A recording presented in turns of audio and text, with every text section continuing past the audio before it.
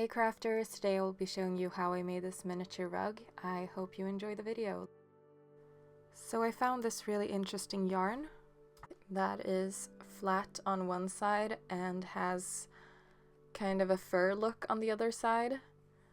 This is what I chose to make my rug out of, and at first I tried to crochet this, but as you can see here, it is way too thick when you crochet it. If you're working in a larger scale than I am, then this might work for you and it might be quicker, but since I'm working in a small scale, I decided to cut these into strips and glue them down that way. Make sure to make your strips longer than you need them to be because you can finish up the edges later. So here I've cut out a square of fabric that is the exact size that I want my rug to be. Try to match the color of your fabric to the color of your yarn, because if you do not and it's a contrasting color, it might peek through the yarn at the end and then all your hard work will be for nothing. So here I am gluing down a part of the rug or the edge of the rug with the glue stick, and then I am just pressing down the flat side onto that. The reason why I am using a glue stick instead of fabric glue is because fabric glue can get really messy, and with something like this that has hairs on it, it is gonna get in the way, it's gonna get in the hair, it's gonna just be a glue mess at the end. So glue stick is a lot more forgiving, and that is why I choose to do that. So here I am just pushing back the hair from where the next row is supposed to be. As you can see here, some of the hair got into the glue and I'm using a needle to pick that up. The glue does not stick to the hairs and you can't feel it at the end result. So this is why I prefer to use the glue stick rather than any other sort of glue. But if you're a lot more controlled than I am, then go ahead and use whatever you have. Here I'm making sure to press down firmly and then push back the hairs so that it stays in place and is out of the way for the next row.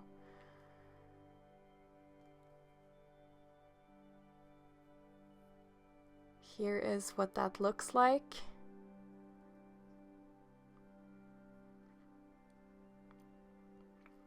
Once you're ready, just add another line of glue and press down your next part here. I'm trying to get the flat parts as close to each other as possible so it's really thick and full looking at the end. Make sure to press down firmly and pick up any hairs that you can and keep everything as much out of the way as you can. The yarn that I used is not available in a lot of places, so if you're interested in yarn like this, I suggest that you Google fake fur yarn and you should be able to get a lot of results from stores that are near you or in your country. The reason I am doing this instead of, let's say, just buying some faux fur looking fabric and cutting a square out of that is because I have yet to find any kind of fabric that has hairs in the right scale. If you buy some faux fur at the store, it's usually gonna be the length of real animal hair, so it's gonna be way too big for the scale. It would just look weird if you put it together with smaller pieces of furniture or anything like that. If you do happen to find that in the store, then I would recommend buying that instead of doing this, because this takes a little bit of time and it will save you a lot of time and patience. But this I found to be in the perfect scale for this, so that is why I decided to do this project. But I am really happy with the end result of this, so I don't regret doing it. I would think that this took me about an hour, I think. Might have taken me a little more time, but I would say around an hour. Here is my progress. You can see the lines slightly, but it's not something that you think about once you rough up the fur. Here I am nearing the end of this. The glue has not made it any harder to maneuver this fabric or anything like that. It doesn't go stiff. That's why I think that the glue stick is a good idea. Make sure to press everything down as firmly as you can, because that way it's less likely that it will try to lift up from the fabric at any point. Something you could do if you don't want to go for one solid color like I am is if you buy the same yarn in 2 different colors, you could either do stripes if you wanted to, or you could do patterns. If you decide that you would like to try this and do patterns, I suggest that you sketch out the pattern onto your fabric first, and then you can easily follow those lines with the yarn.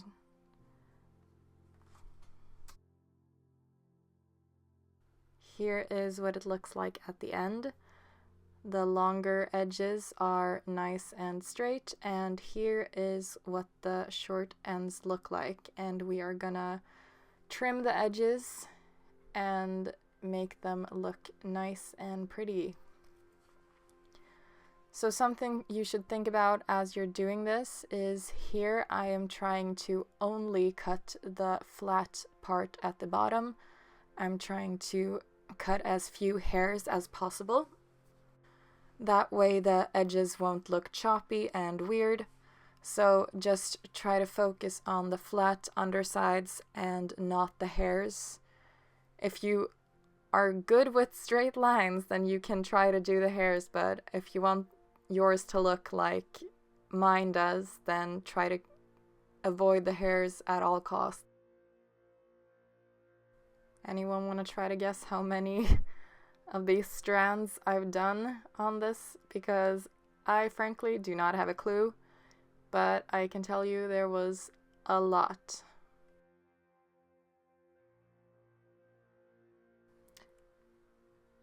And finally, we are reaching the end of this project. This is how the rug turned out.